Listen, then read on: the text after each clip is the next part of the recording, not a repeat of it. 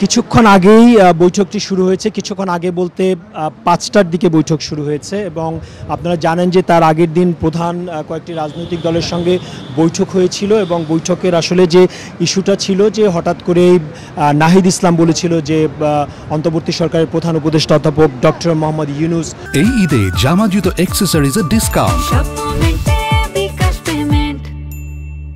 পদত্যাগ করছেন এবং এই কারণে সারা দেশে যে আসলে একটা যে জটিল পরিস্থিতি শুরু হয়েছিল তখনই কিন্তু আসলে তিনি প্রত্যাশা করেছিলেন যে সকল দল তার সাথে বসবেন। রাজনৈতিক দলগুলোও কিন্তু আসলে একটা দাবি জানিয়ে আসছিল যে নির্বাচন ইস্যুতে প্রধান উপদেষ্টা তাদের সঙ্গে বসুক।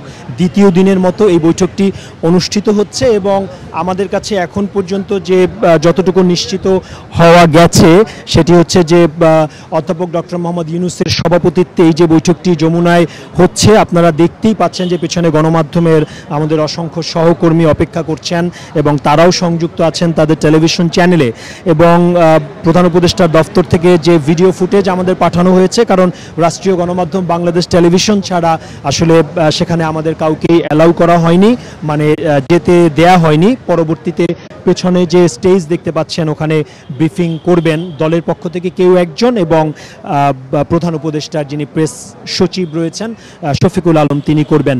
তো বীর বিক্রম কর্নেল অলি আহমেদ তিনি এখানে উপস্থিত আছেন বলে জেনেছি। আছেন মাহমুদুর রহমান মান্না, সাইফুল হক, জুনায়েদ সাকি, হাসনাত কায়ুমকে আমি দেখিনি, আমি জানি না তিনি আছেন কিনা, মুজাহিদুল ইসলাম সেলিম বর্ষিয়ান রাজনীতিবিদ তিনি আছেন, টিপু বিশ্বাস আছেন।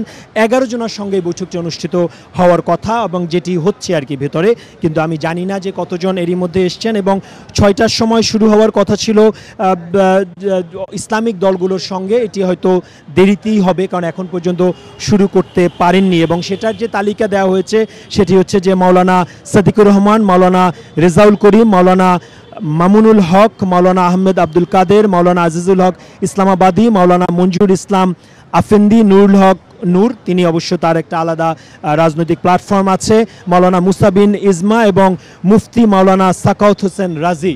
তাদের সঙ্গে বৈঠকটি 7টায় শুরু হওয়ার কথা, এখন পর্যন্ত শুরু হয়নি কারণ প্রথম দফার বৈঠকটি হয়তো শেষ হয়নি, মাঝখানে নামাজের বিরতি এখনও চলছে বলে আমি জেনেছি।